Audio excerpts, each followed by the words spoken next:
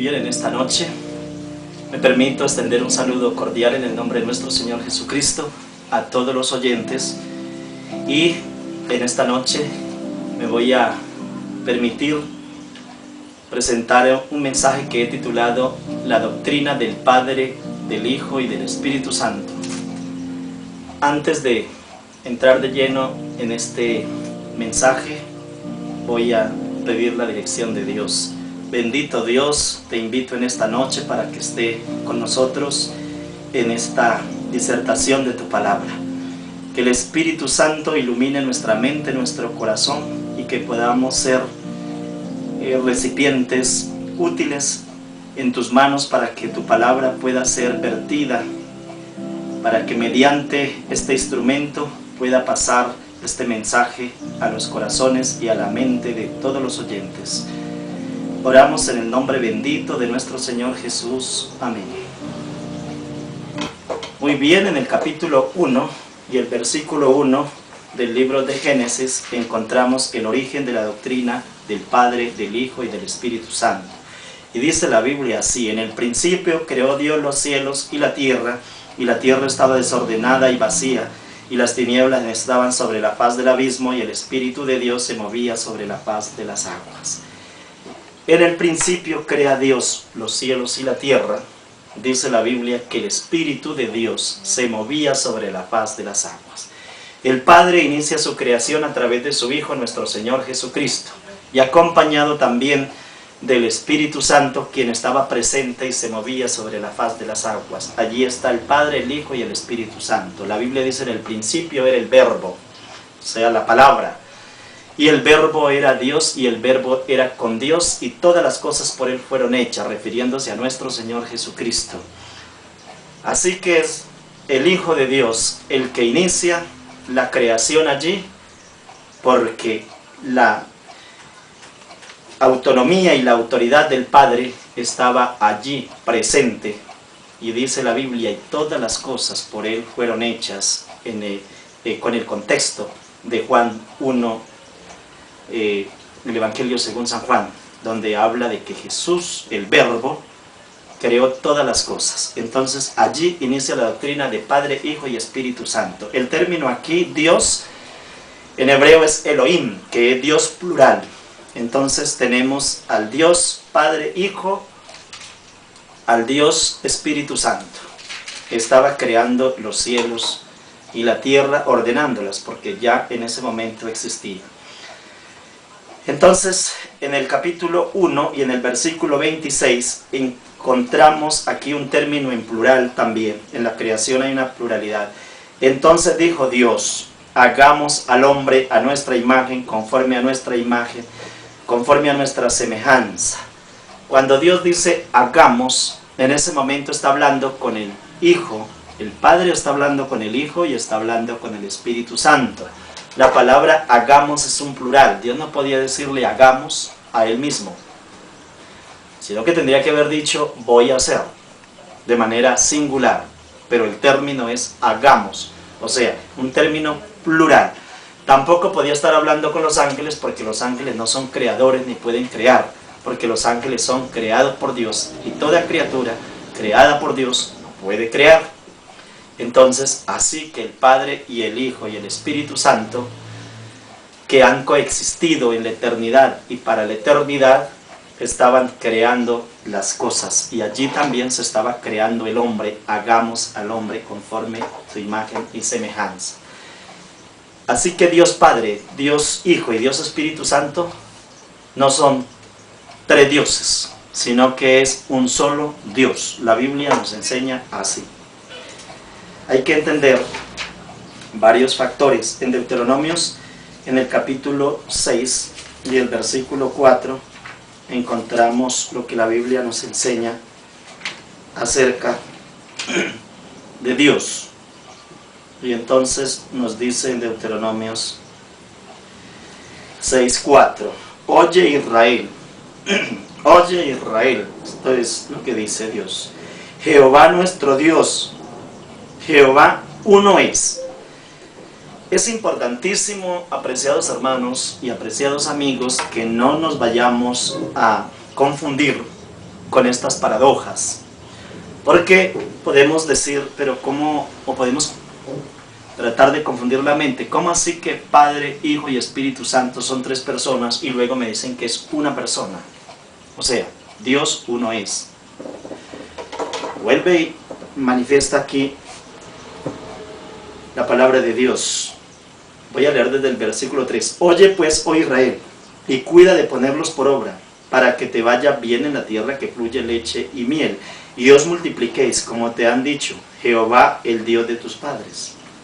Oye Israel, Jehová nuestro Dios, Jehová uno es. Nosotros no tenemos tres dioses, ni adoramos un Dios con tres cabezas, como dicen algunos. Nosotros tenemos un solo Dios. Pero ¿qué significa esta unidad?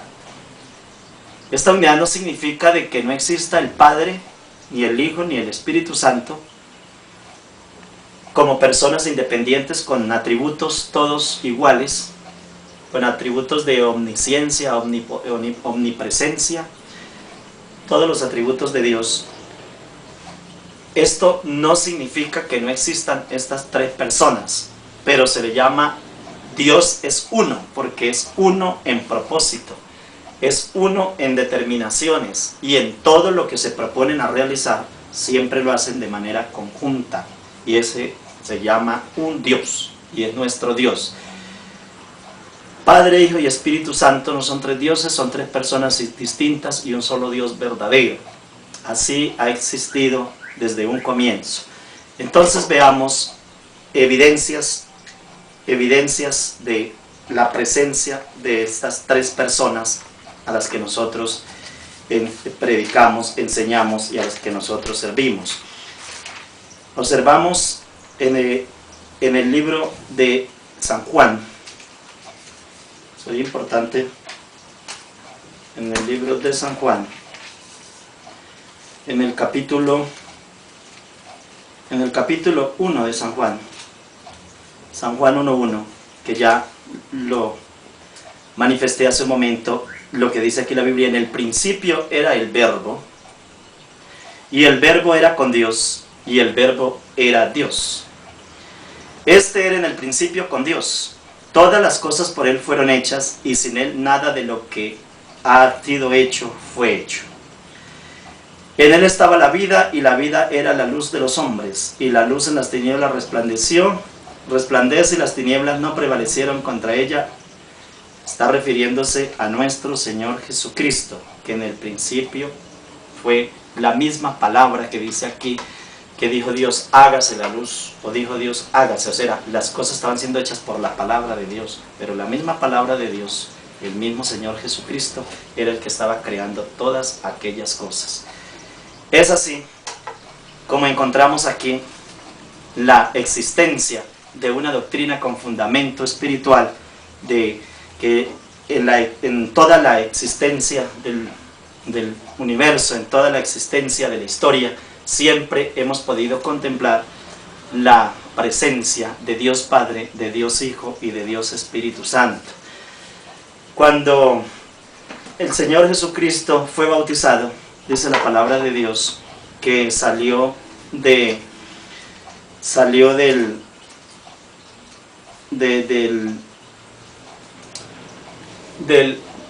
las aguas. El Señor Jesucristo, cuando Juan el Bautista lo fue a bautizar en el río Jordán, y estando allí, siendo bautizado, cuando el Señor Jesucristo fue bautizado y sale de las aguas, aparece el Espíritu Santo en figura de paloma, y aparece también la voz del Padre y dice: este es mi Hijo amado, en el cual tengo contentamiento o complacencia. Y allí estaba el Espíritu Santo, encontrando nosotros la evidencia, o sea, la parte material de unas evidencias irrefutables, porque allí estamos encontrando en ese momento, no es una alusión o un enunciado a que existe el Hijo, el Padre y el Espíritu Santo. No es sencillamente el enunciado, no es sencillamente una alusión o una referencia. Aquí estamos observando son evidencias materiales. ¿Cómo son las evidencias materiales? Son elementos que se pueden contemplar, que se pueden ver. Es la objetividad de nuestro Señor Jesucristo. Estamos viendo a un ser material, a un ser objetivo. Estaba en las manos del profeta Juan, el cuerpo de nuestro Señor Jesucristo. O sea, aquí tenemos el corpus, como llaman los latinos, los romanos en latín, corpus, cuerpo. Estaba allí nuestro Señor Jesucristo.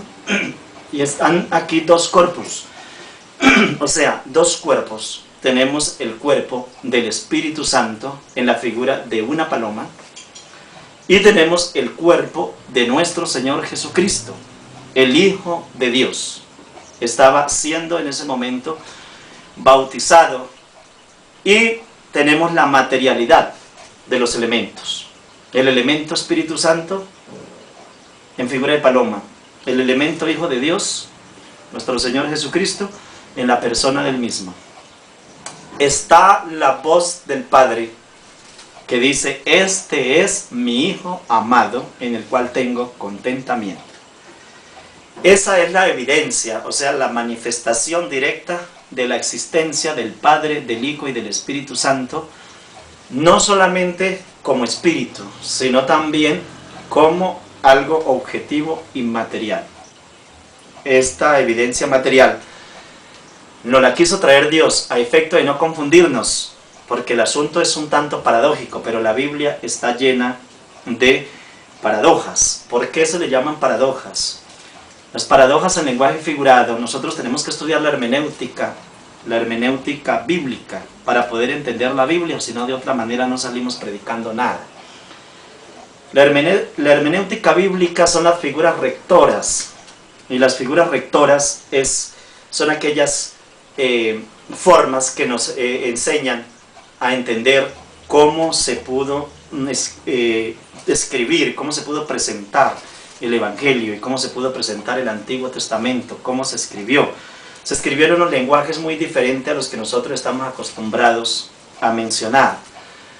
Y es ahí donde se confunde. Por eso cuando la Biblia dice que el hombre dejará padre y madre y se unirá a su mujer, y los dos serán una sola carne, está hablando de una unidad.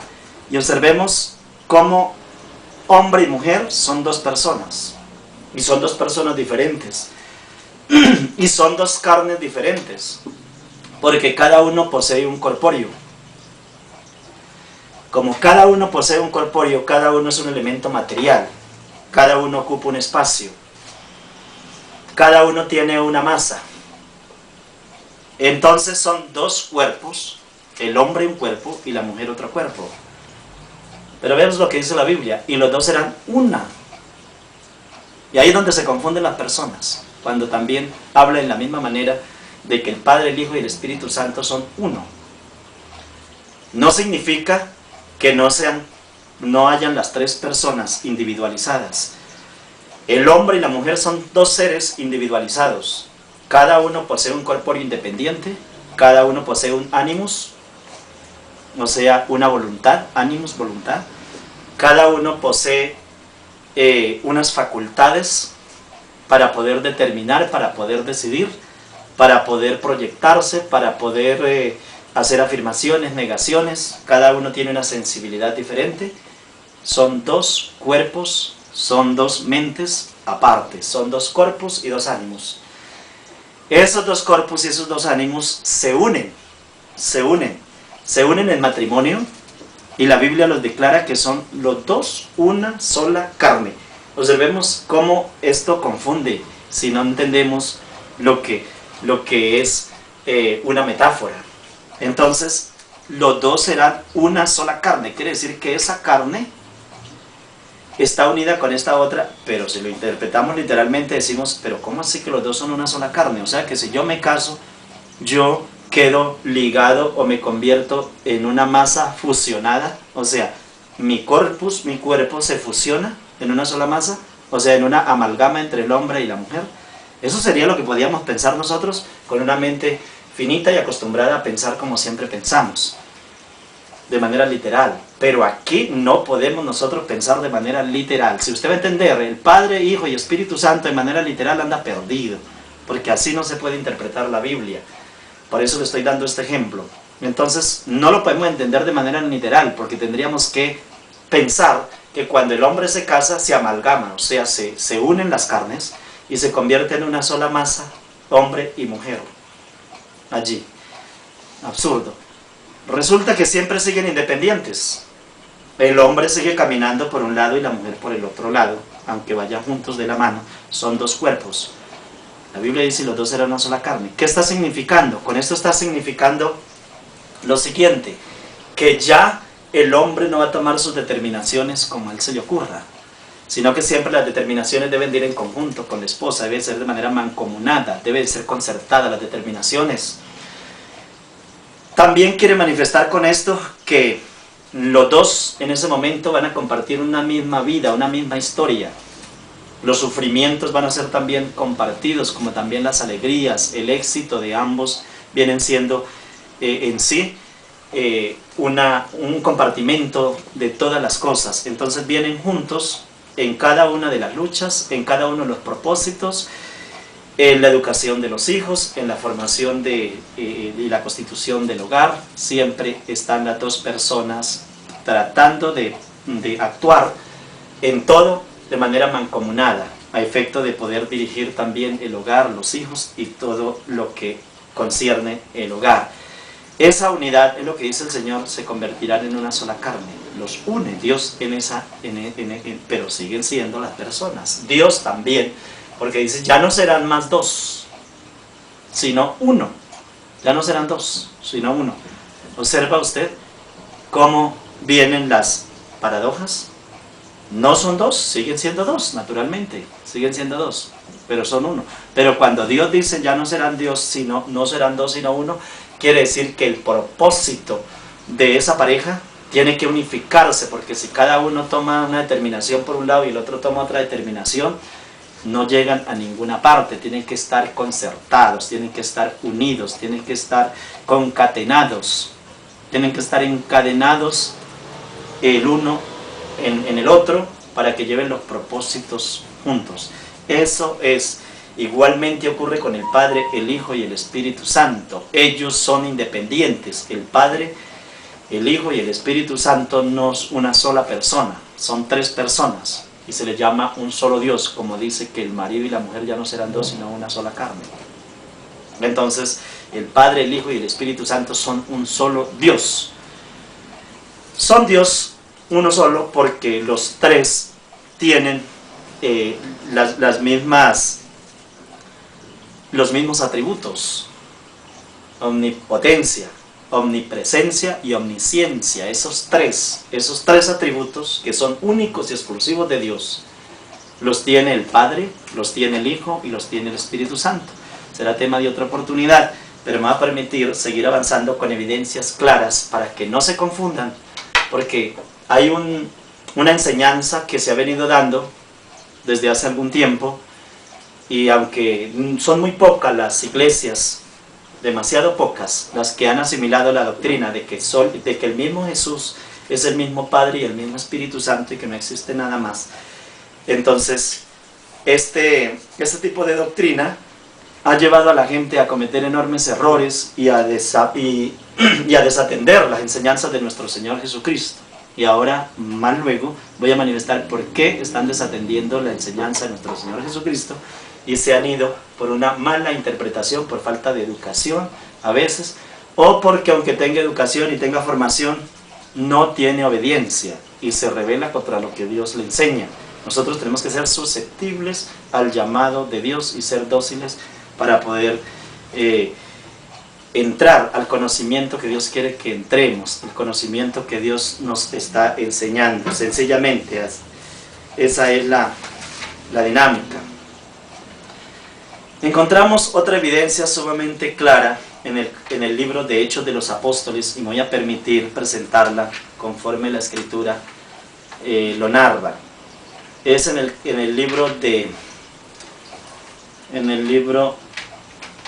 capítulo 7 de Hechos de los Apóstoles.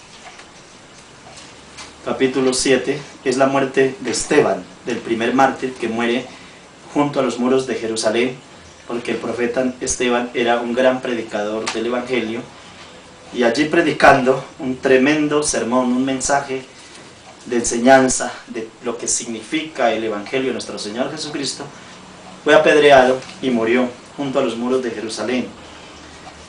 Y entonces dice así la Biblia, en el capítulo 7, el versículo 55 y el 56. Dice: pero Esteban, lleno del Espíritu Santo, puesto los ojos en el cielo, vio la gloria de Dios y a Jesús que estaba a la diestra de Dios. Es muy claro el mensaje bíblico.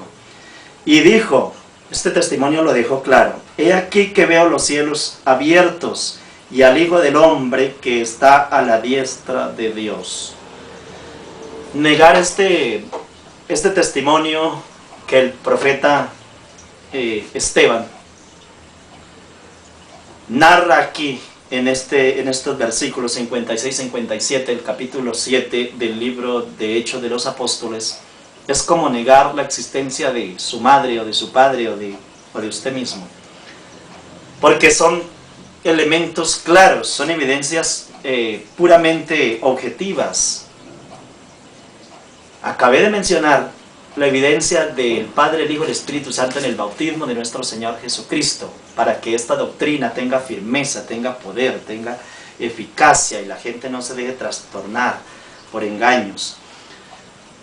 Miremos entonces lo que dice aquí una vez más el profeta Esteban, que estaba muriendo allí en Jerusalén, el primer mártir. Dice: y dijo, he aquí veo los cielos abiertos y al Hijo del Hombre que está sentado a la diestra de Dios. El Hijo del Hombre es nuestro Señor Jesucristo, sentado a la diestra, o sea, a la derecha de Dios el Padre, porque Jesucristo es Dios Hijo. Estaba sentado a la diestra de Dios Padre. Y dice, y entonces ellos, dice el versículo 56, y dijo, he aquí, veo los cielos abiertos y al Hijo del Hombre, o sea, al Señor Jesucristo, que está a la diestra de Dios. Pero el versículo 55 dice: pero Esteban, lleno del Espíritu Santo. Observemos otra vez la evidencia. Este es el testimonio de los ojos de un profeta lleno del Espíritu Santo. El testimonio de los ojos de un hijo de Dios no lo puede usted refutar, amigo. Porque lo que pudo observar el profeta con sus propios ojos, que son los sentidos, es que la manera de llegar al conocimiento son 5 canales. La manera para nosotros llegar al conocimiento es a través de los ojos, o sea, de la parte ocular. Nosotros tenemos que conocer las cosas mediante la evidencia, lo que vemos.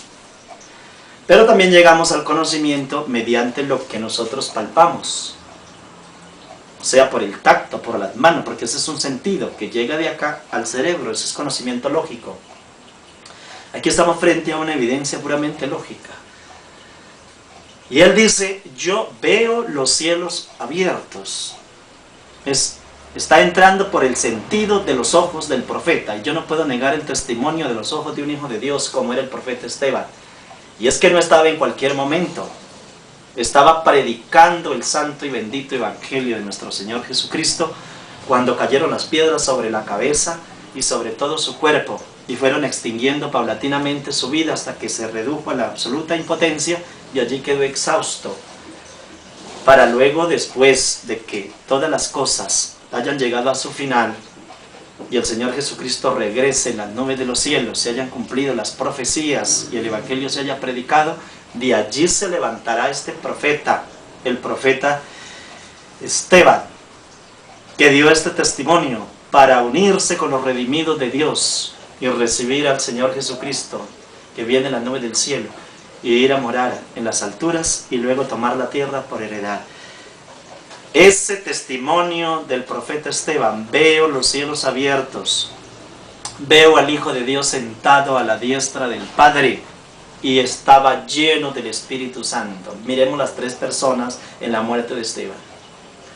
Dios ha querido acompañar en los mejores momentos, en los mejores eventos o en los eventos más trascendentes de toda la historia, siempre ha querido acompañarse de esta doctrina hermosa del Padre, Hijo y Espíritu Santo. En la creación, que fue un evento tan interesante, quiso que quedara registrado que el Espíritu de Dios se movía sobre la faz de las aguas. En una Biblia que tengo, que es la versión hebrea, antigua, o sea, los textos antiguos, dice que el Espíritu de Dios aleteaba sobre las aguas. Este movimiento del Espíritu Santo en su momento quiso Dios que quedara registrado, que ellos han trabajado de manera conjunta en los eventos más importantes. Igualmente ocurre en el bautismo de nuestro Señor Jesucristo, que fue un evento tan interesante y tan trascendental. Aquí estuvo el Padre hablando, este es mi Hijo amado. O sea, eso estaba dando un testimonio, identificando, o sea, el Padre estaba haciéndole una presentación de su Hijo a Juan el Bautista, porque el Padre dio testimonio del Hijo en ese momento.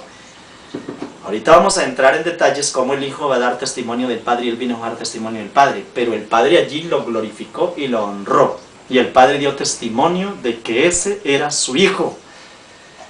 Ese es el testimonio del Padre, mi apreciado hermano, mi apreciado amigo. Si usted por una doctrina tergiversada lo han llevado a creer de que no existe el Padre, tenga mucho cuidado, porque usted está en error grave.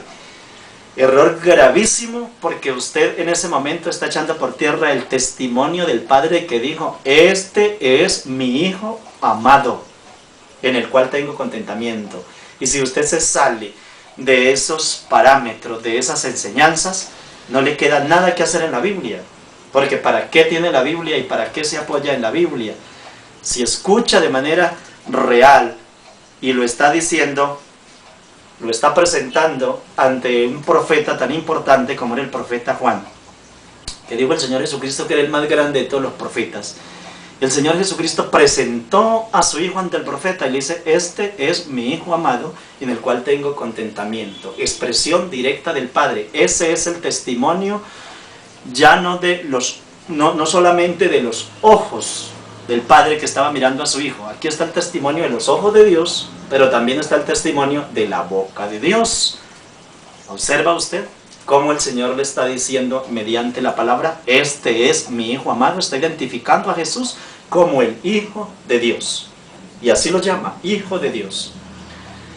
Luego aparece el Espíritu Santo en forma de paloma. Las tres personas en el momento más importante también, en ese momento trascendental en la vida de nuestro Señor Jesucristo, el bautismo, iniciando Jesús también su ministerio.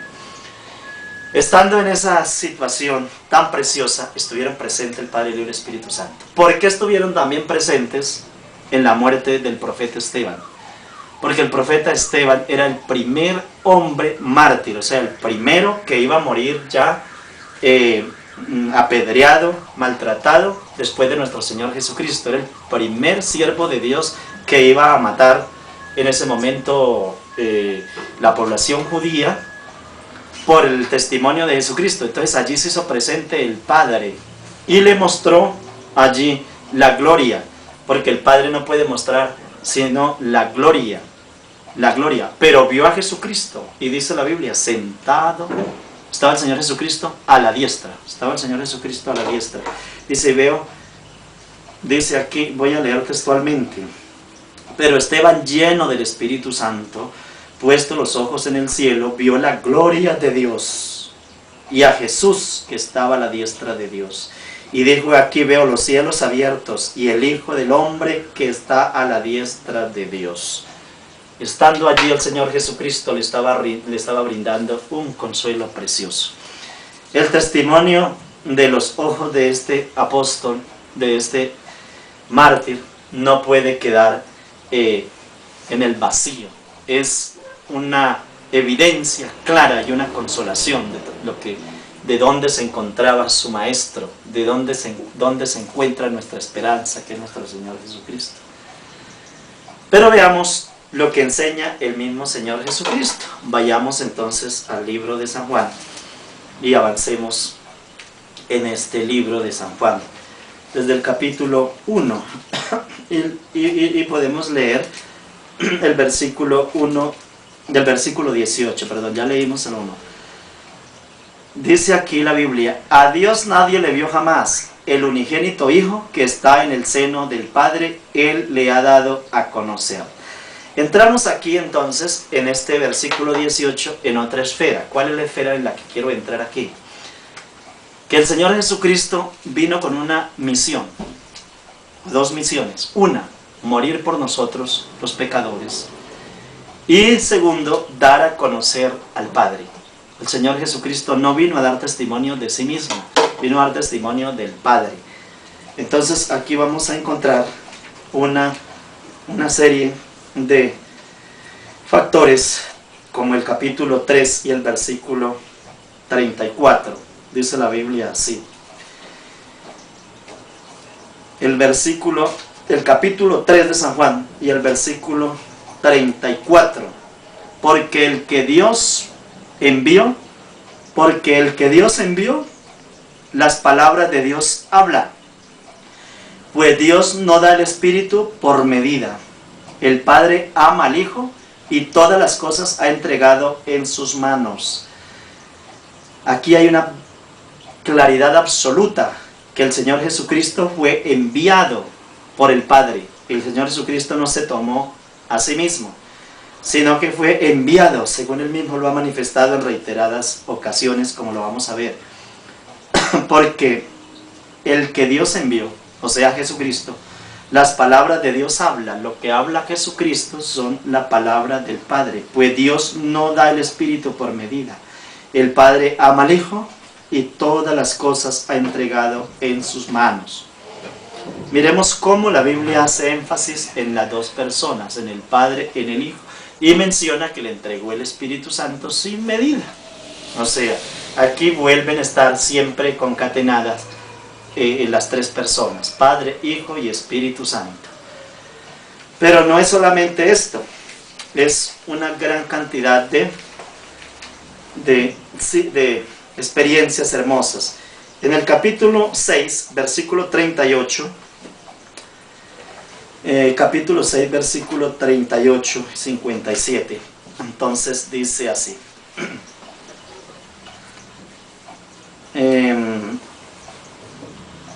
Dice aquí, capítulo 6, versículo 38. Dice la palabra de Dios.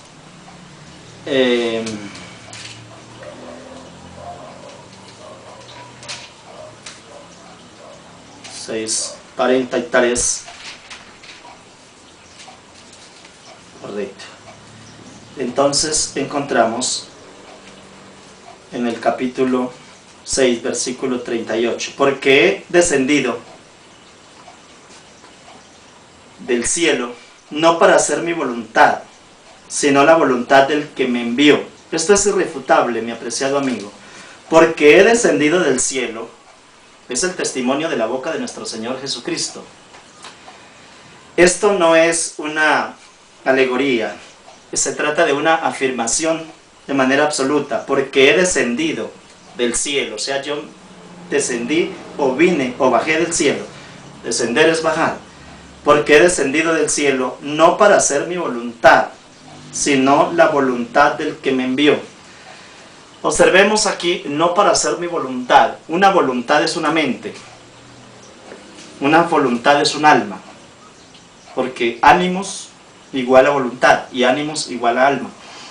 Entonces, el ánimos, o sea, el alma de Jesús, o la voluntad de Jesús, que es igual, estaba sujeta o sometida directamente a la voluntad del Padre. O sea, hay dos ánimos, dos voluntades. La voluntad del Padre es el querer hacer del Padre. El querer hacer del Padre, que es la determinación del Padre. Entonces, si Él dice, yo no vine a hacer mi voluntad, quiere decir, yo tengo mi mente, yo tengo mi pensamiento, tengo mi ánimos, tengo mi alma, es decir, porque era un ser vivo, estaba en el Señor Jesucristo. Pero resulta que que yo me someto al ánimos, o sea, a la voluntad, a la mente, al pensar de mi Padre, a lo que Él quiera. Eso es. Ahí están las dos personas, el Padre con su voluntad, porque para que haya voluntad tiene que existir una mente, tiene que existir una persona. Entonces esa voluntad del Padre es la que el Señor Jesucristo venía a cumplir. Observemos que no hay una misma voluntad, porque no podemos tomar ese pasaje bíblico y decir, era que el mismo Jesús era el mismo Padre. Si era el mismo Jesús, el mismo Padre, entonces tenía que hacer la voluntad de sí. No tenía que hacer la voluntad del Padre. Porque para que hayan voluntades aparte, tienen que existir dos mentalidades, dos corpus, dos seres independientes. Y eso es lo que el Señor Jesucristo le quiso enseñar a sus discípulos. Es más, es que Él se quedaba esperando en algunas oportunidades la respuesta del Padre. Y por eso cuando el Señor era a sus discípulos dijo, hágase su voluntad. En el cielo como en la tierra, tiene que hacerse la voluntad de Dios. O sea, el deseo, el querer hacer de Dios, eso es la voluntad. Así que en este pasaje que hemos acabado de leer, Jesús le dijo, yo soy, y dice, más os he dicho. A ver, estamos, porque en el versículo 38, porque he descendido del cielo, no para hacer mi voluntad, sino la voluntad del que me envió. Y esta es la voluntad, o sea, esta es la decisión del Padre. Miremos cuál es la decisión del Padre. Voluntad, decisión, determinación, querer hacer, es igual. Y esta es la voluntad del Padre, el que me envió, que de todo lo que me diere no pierda yo nada, sino que lo resucite en el día postrero. Y esta es la voluntad del que me ha enviado. El versículo 40, vuelve y dice, la voluntad del que me ha enviado. O sea, quiere decir, es que yo vengo por otra voluntad. Yo vengo siendo dirigido por una voluntad. Que todo aquel que vea al Hijo y cree en Él tenga vida eterna. Y yo lo resucitaré en el día postrero. La voluntad del que me ha enviado.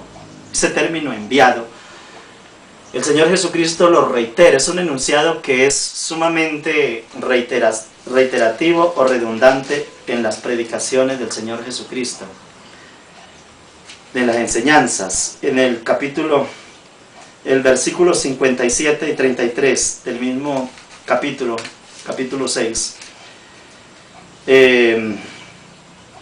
57, dice así, como me envió el Padre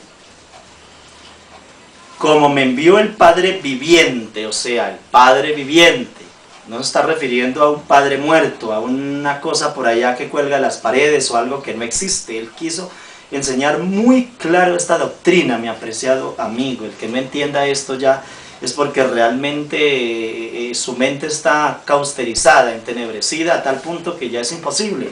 Porque esta explicación que estoy dando, estoy tratando al máximo de usar los pasajes bíblicos que dan evidencias sumamente concretas, claras, precisas.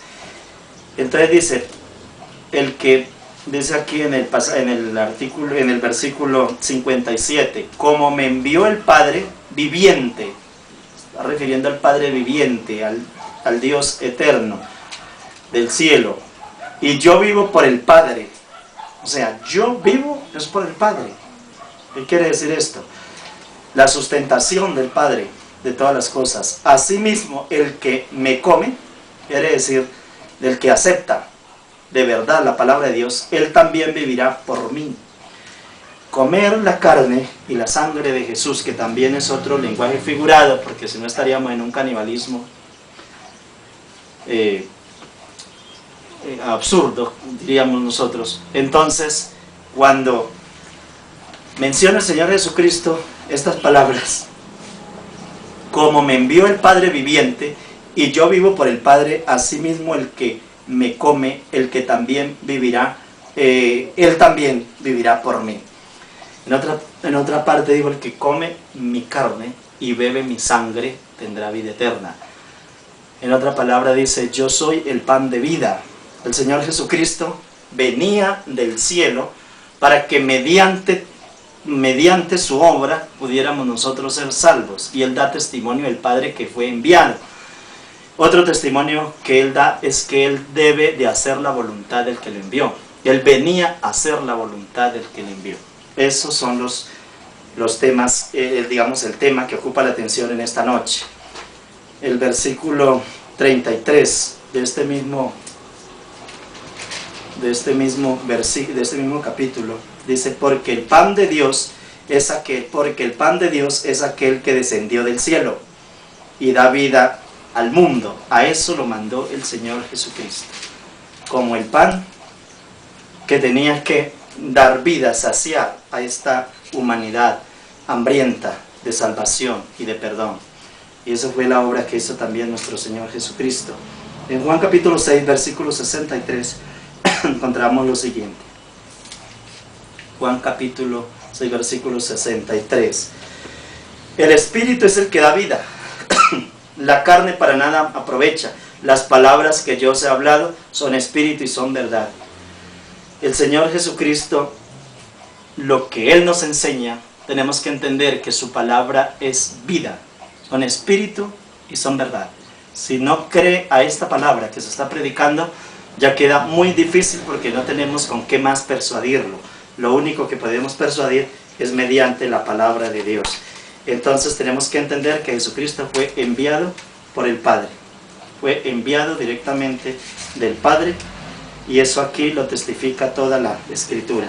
Juan capítulo 17 y el versículo 23 dice lo siguiente: yo en ellos y tú en mí, para que sean perfectos en unidad, para que el mundo conozca que tú me enviaste y que los has amado a ellos, como también a mí me has amado. El Señor Jesucristo está haciendo aquí una alusión. El Padre envió a nuestro Señor Jesucristo, y el Señor Jesucristo vino a dar testimonio del Padre, o sea, a engrandecer y a glorificar al Padre. Él vino a mostrar al Padre, a mostrar el carácter del Padre.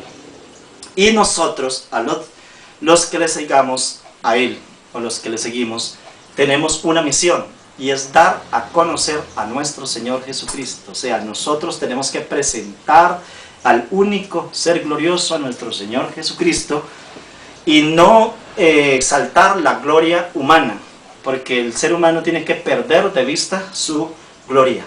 Tiene que mostrar la gloria del que nos envió. Porque a nosotros nos envió Jesucristo.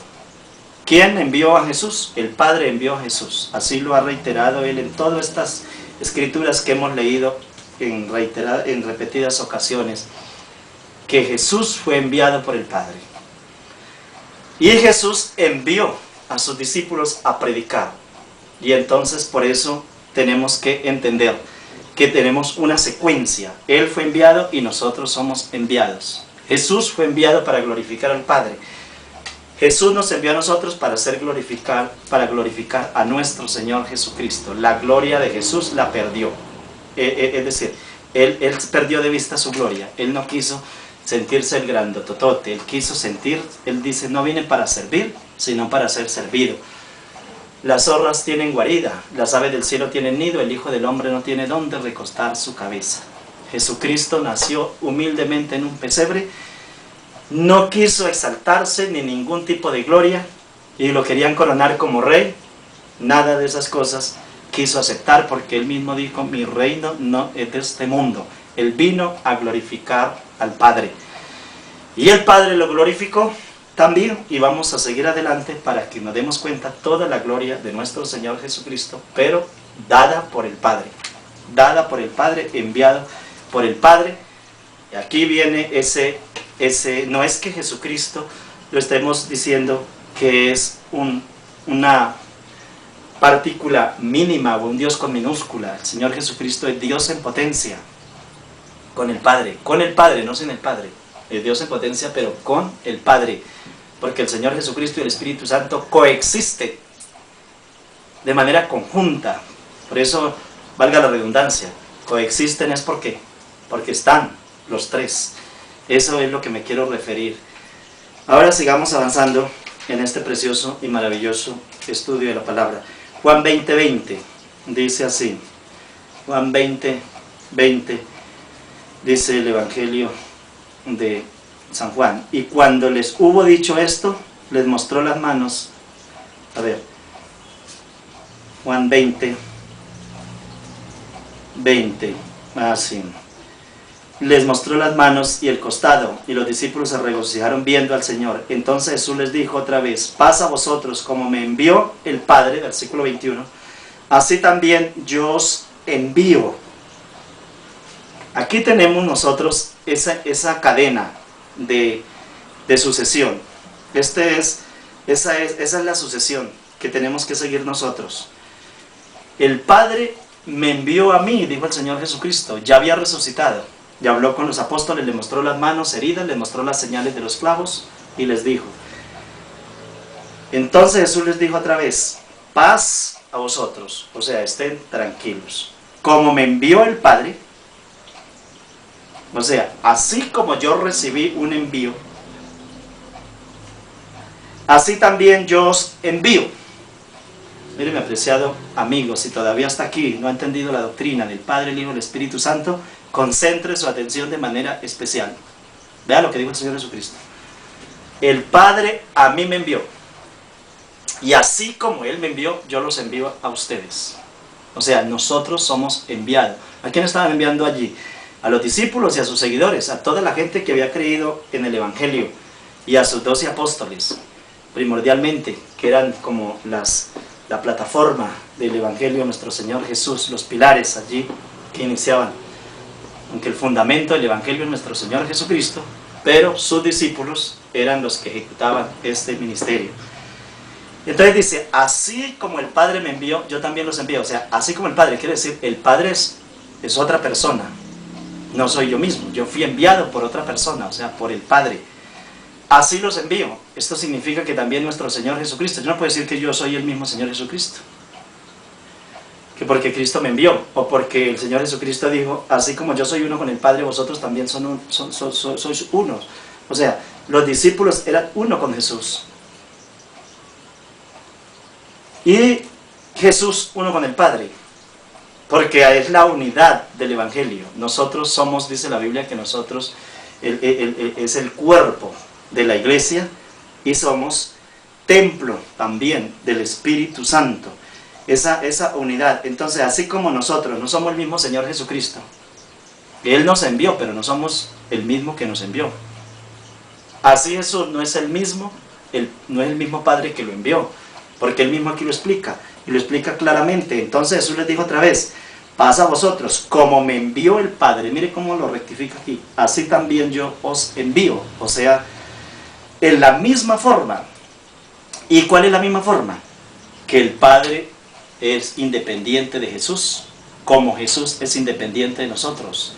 Como seres son independientes, pero como evangelio y como doctrina hay una unidad perfecta, la unidad de Jesús con su iglesia,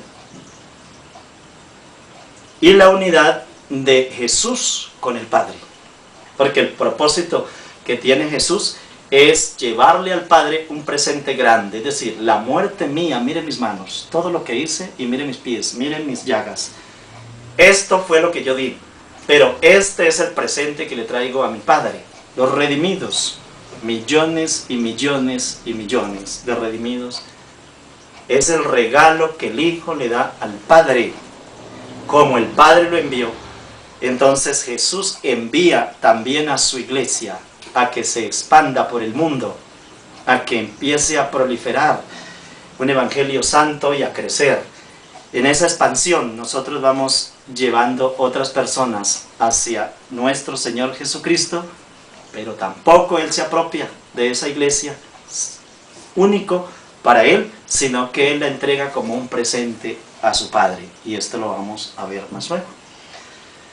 Ese es el encadenamiento, ese es el proceder, esa es la existencia, y hay que entender los términos de esa unidad. Nosotros somos la iglesia del Dios viviente. Y esa es la iglesia por la que murió nuestro Señor Jesucristo. Como Él murió por nosotros en la cruz del Calvario, somos para Él especial tesoro, real sacerdocio, pueblo santo, pueblo apartado para Dios. El capítulo 7, ya nosotros le dimos lectura, pero es bueno redundar en eso. Y el capítulo 7, versículos 55 y 56, nos dejó bien claro de cómo la gloria del Padre en el cielo y el Señor Jesucristo a la diestra o a la derecha del Padre y el Espíritu Santo con el mismo Señor Jesús. Pero ahora miremos otro asunto. Corintios 15, 27 y 28. Veamos qué hermosa es esta doctrina que le estoy predicando esta noche, para que no se vayan a confundir y entendamos la misión del Padre, la misión del Hijo y la misión del Espíritu Santo, tan importante. Capítulo 15, versículo 27 y 28.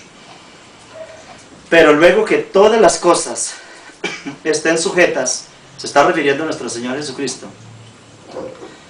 Aquí el apóstol San Pablo está haciendo una alusión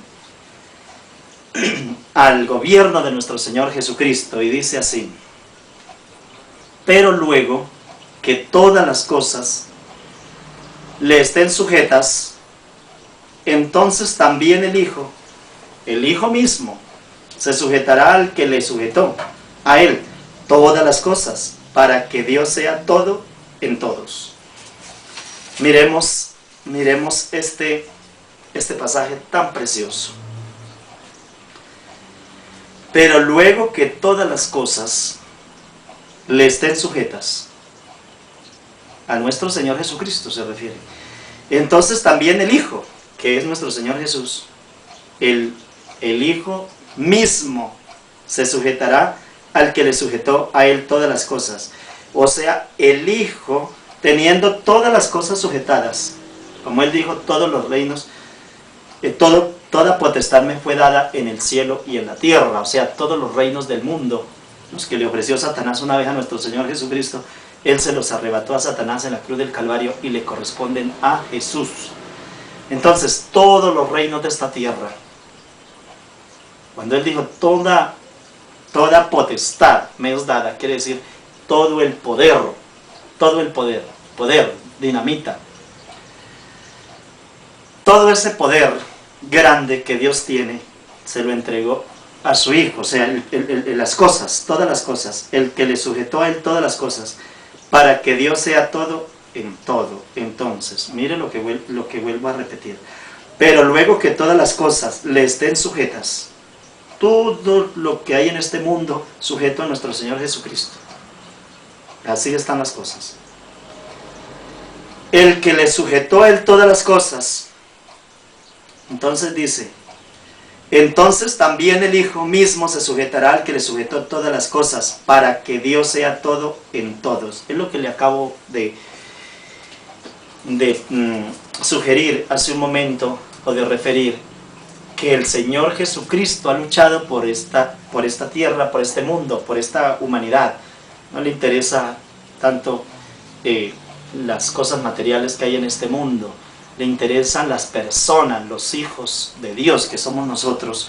Ese es el interés. Entonces, todas las cosas le fueron sujetadas a nuestro Señor Jesucristo. Toda potestad me fue dada en el cielo, pero no solo en el cielo. Jesucristo tiene la potestad en el cielo y tiene toda la potestad también en la tierra. Pero eso no me lo inventé yo, eso se lo dijo el Señor Jesucristo a sus discípulos cuando resucitó. Toda potestad me fue dada en el cielo y en la tierra. O sea, todo el poder lo tengo yo sobre el cielo. Yo puedo gobernar sobre todos los ángeles, dijo el Señor Jesús. Puedo gobernar sobre todos los ángeles, arcángeles y querubines. Todo eso está sujeto a mí. El Señor Jesucristo tiene sujeto todos los demonios. La tercera parte de los ángeles del cielo se sujetan ante nuestro Señor Jesucristo. El Señor Jesucristo sujetó la enfermedad. El Señor Jesucristo sujetó la muerte. Un enemigo terrible del hombre lo sujetó el Señor Jesucristo. Y lo demostró cuando le dijo a Lázaro que se levantara con autoridad. Cuando el Señor Jesucristo le dijo a la hija de Jairo que se levantara, cuando el Señor Jesucristo le dijo a la hija, al hijo de la viuda de Naín que se levantara, estaba demostrando de manera vehemente y lo estaba demostrando de una manera puramente material, puramente lógica. No era una referencia que hacía, era que allí había una persona inerte, completamente sin vida. La muerte había obtenido la victoria sobre esa criatura. Y cuando el Señor Jesucristo le dice a Lázaro que se levante, estaba frente a un hecho real, frente a un hecho objetivo, frente a un cuerpo inerte, frente a un cuerpo sin vida, frente a unos labios lívidos y fríos. La vida se había ido de ese cuerpo. ¿Qué estaba allí? El imperio de la muerte frente a esa persona. Y a Lázaro lo levantó de la tumba, o sea, ya estando sepultado, ya estando allí puesto en una tumba y ya hacía varios días. Así que la misma hermana dijo: maestro, él ya hiede, o sea, ya ese cuerpo está corrupto, ya se había afectado por la corrupción que me estoy refiriendo a la corrupción, o sea, la pudredumbre de un cuerpo humano cuando ya es sepultado. O sea, ya ese cuerpo empezó a desintegrarse, ya huele. El Señor Jesucristo mandó a quitar la piedra que estaba tapando el sepulcro y lo sacó de dentro del sepulcro. Toda potestad le había sido dada, y así lo refirió y lo demostró. Esa era la potestad sobre el sepulcro y sobre la muerte. Pero también a la hija de Naín iba dentro de un féretro, o iba por allí rumbo al sepulcro todavía. Era una procesión que salía de Naín, iba rumbo al sepulcro. Allí el Señor Jesucristo volvió otra vez a tener victoria sobre la muerte, antes de llegar al sepulcro, yendo hasta ver el rumbo con ese féretro y con esa persona. Estas son las evidencias claras, esto grita de manera audible todo el poder que le dio a nuestro Señor Jesucristo. Por eso dice toda potestad, o sea, el Padre sujetó todas las cosas en su Hijo. Pero mire lo que ocurre en últimas también, y vuelvo a leer en Corintios 27 y 28.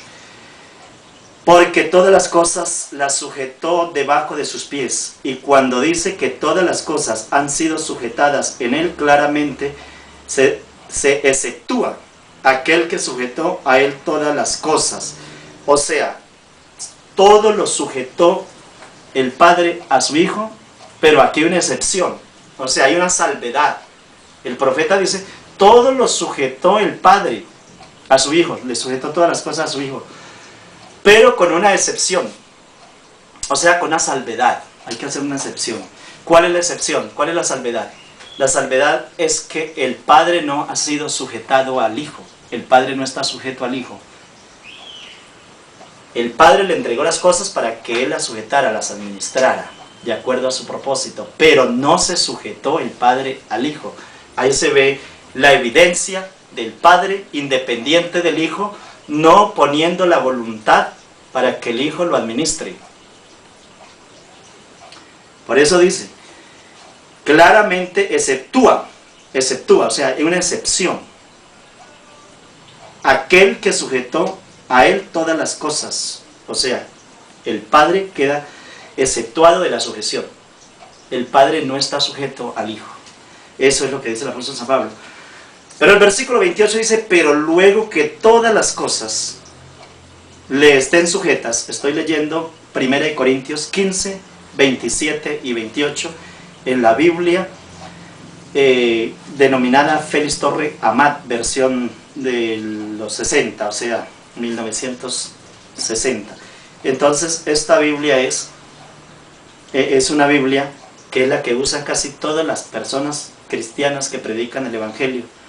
Y dice así: pero luego que todas las cosas le estén sujetas, o sea, luego que todas las cosas le han sido entregadas a nuestro Señor Jesucristo, entonces también el Hijo mismo se sujetará al que le sujetó a él todas las cosas, para que Dios sea todo en todos. ¿Qué ocurre?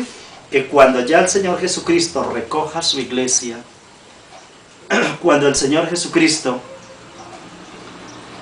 ordene este mundo y vuelva a quedar como el huerto del Edén, un mundo sin pecado, cuando Satanás haya sido desaparecido y no quede de él ni raíz ni rama, todo haya sido eliminado, como dice la Escritura, entonces, ¿qué sucede en ese momento? Que el mismo Señor Jesucristo le entrega al Padre, le ha entregado nuevamente, versículo 28, entonces también el Hijo mismo se sujetará al que le sujetó a él todas las cosas, para que Dios sea todo en todos. El Hijo vuelve y dice, mire Padre, esta es la iglesia esta es la iglesia que pude redimir con mi sangre, fue mi trabajo, mancomunado también con los que predicaron el Evangelio.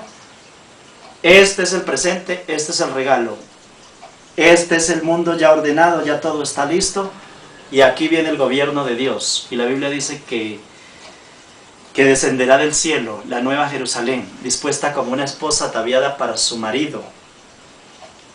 Y dice la Biblia que Dios será nuestro Dios y nosotros seremos su pueblo, y Él enjugará toda lágrima de los ojos de nosotros, y estará Dios en medio de nosotros en esta tierra, y no habrá necesidad de luz de sol, porque Dios mismo será la lumbre de todas las naciones en ese momento, cuando este mundo quede redimido. El mismo Señor Jesucristo se sujetará una vez más al Padre. Vean ustedes ese encadenamiento tan precioso que nos va enseñando. La iglesia sujeta a Jesucristo. Jesucristo tiene sujetada todas las cosas, y luego el mismo Señor Jesucristo le hace una entrega material al Padre de todo lo que le sujetó, y el mismo Hijo sujetado al Padre. Y todas las cosas están sujetadas a nuestro Señor Jesucristo en el momento, pero menos el Padre.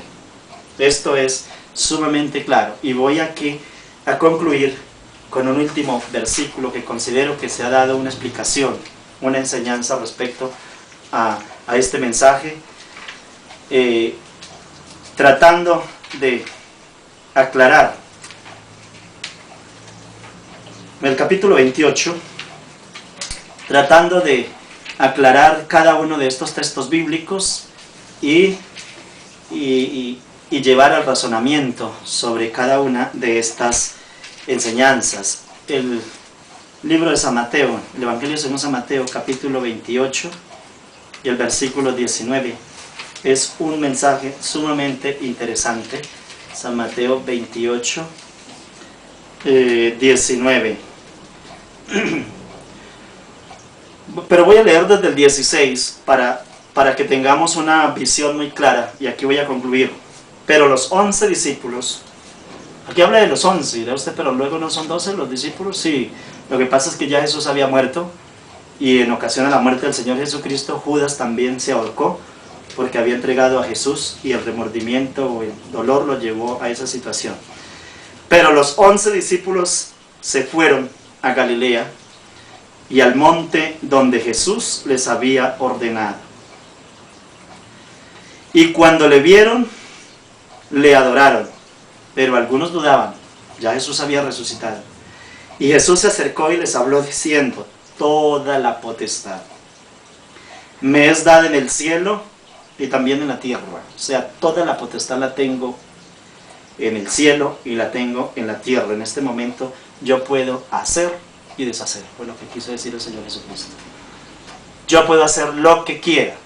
Por eso los discípulos decían: en el nombre del Señor Jesucristo levántate, o en el nombre del Señor Jesucristo toma tu lecho y anda. Y en el nombre del Señor Jesucristo se levantaban los paralíticos, porque toda la potestad le había sido dada a nuestro Señor Jesucristo, y le es dada y la tiene dada, apreciado amigo. Usted en el nombre del Señor Jesucristo puede mover montañas como Él mismo lo enseñó. En el nombre de nuestro Señor Jesucristo usted puede sacar demonios. En el nombre del Señor Jesucristo usted puede curar cualquier enfermedad si cree en Jesús y le obedece y tiene fe en Él. En el nombre de nuestro Señor Jesucristo usted puede resolver cualquier situación que usted esté pasando si le obedece y le promete a Dios serle fiel y un discípulo realmente en su camino, porque por la fe en nuestro Señor Jesucristo se hacen grandes maravillas, porque toda la potestad le fue dada en el cielo y en la tierra. Pero entonces, quien tiene todo el poder dice lo siguiente: por tanto, id. ¿Qué quiere decir esto? Por tanto, id. Es igual a vayan ustedes. Por tanto, pueden ir y hacer discípulos a todas las naciones. Aquí el Señor Jesucristo le enseñó a sus discípulos, a sus seguidores, pero esta palabra no es para Pedro y para Juan y para Mateo, para Lucas y para Marcos. Esta palabra es para usted y es también para mí, porque nosotros somos enviados a predicar este evangelio, porque es en conjunto a todo aquel que escucha esta palabra, a todo aquel que se adhiere como seguidor de nuestro Señor Jesucristo. Entonces dice: por tanto, haced discípulos a todas las naciones, bautizándolos en el nombre del Padre y del Hijo y del Espíritu Santo. Los creyentes tenemos una misión. Nosotros tenemos que diseminarnos por todas las regiones, por las veredas, por los pueblos, por los collados. Tenemos que ir a todas las naciones, en todos los idiomas, a predicar. Nosotros los cristianos tenemos que ser proselitistas. Todos estamos llamados a ser proselitistas. Tenemos que predicarle esta verdad al que esté al lado de nosotros, al que vaya con nosotros en el bus, el que vaya con nosotros en el avión, el que vaya con nosotros en el tren, el que vaya con nosotros en el trabajo, en la empresa donde nos encontremos.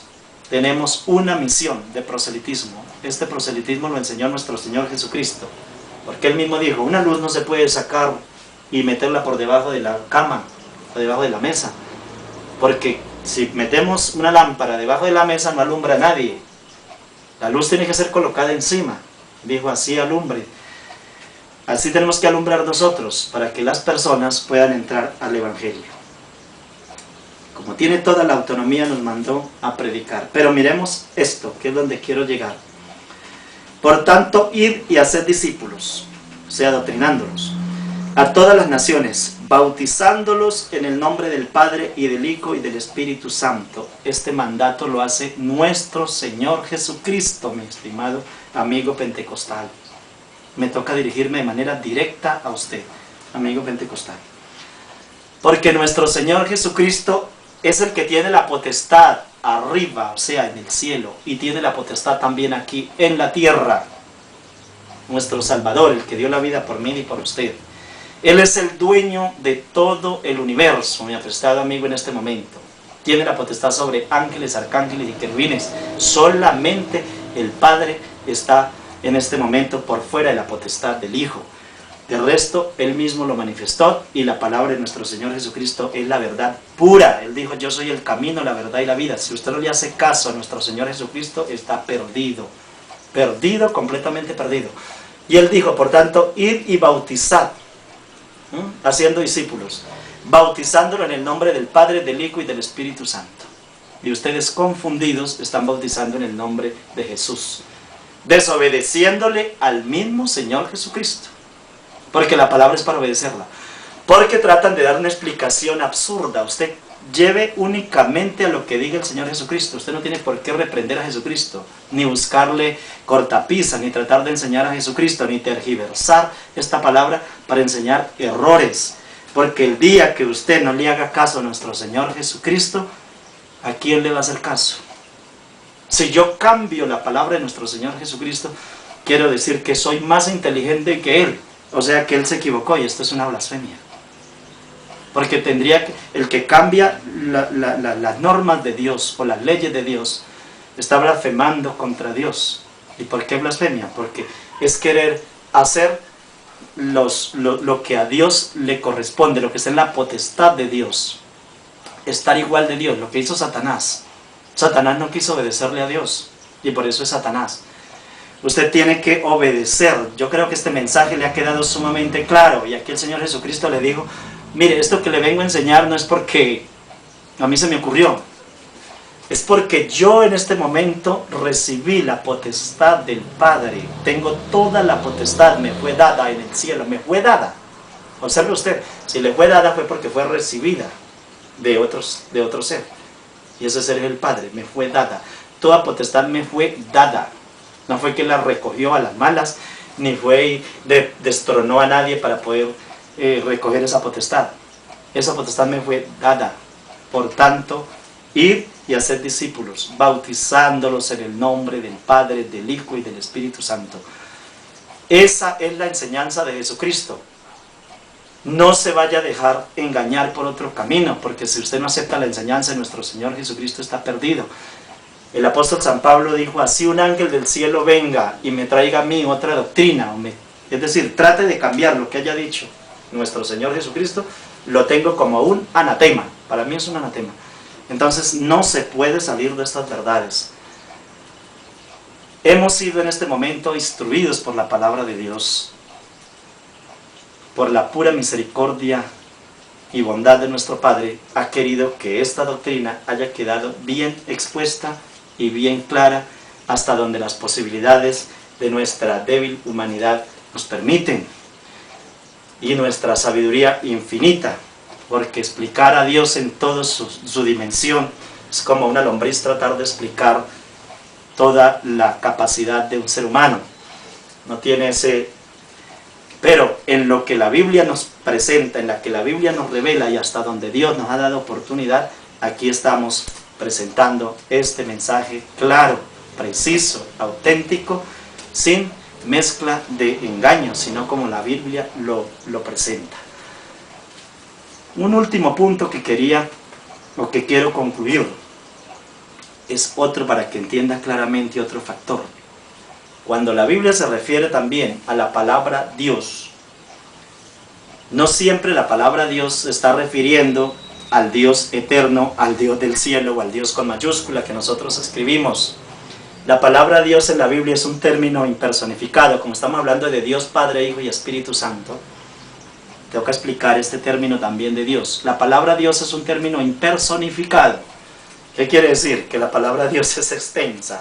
Se le dice a Satanás el Dios de este siglo, según el entendimiento de los incrédulos. Así que se le llama Dios con minúscula. ¿Qué quiere decir Dios? Que el poder de Satanás estaba sobre esa humanidad y era Dios. A Moisés se le llamó Dios sobre Faraón, porque tenía un poder sobre esa persona, Dios con minúscula, pequeños dioses. A los jueces de Israel se les llamaban dioses también. Hay algunas alusiones a dioses, y así por el estilo. Pero cuando yo hablo de Dios Padre, de Dios Hijo y de Dios Espíritu Santo, estoy hablando del Dios creador del cielo y de la tierra, al Dios que usted y yo tenemos que amar y obedecer. Que Dios le bendiga ricamente, es mi deseo y oración en esta noche. Amén.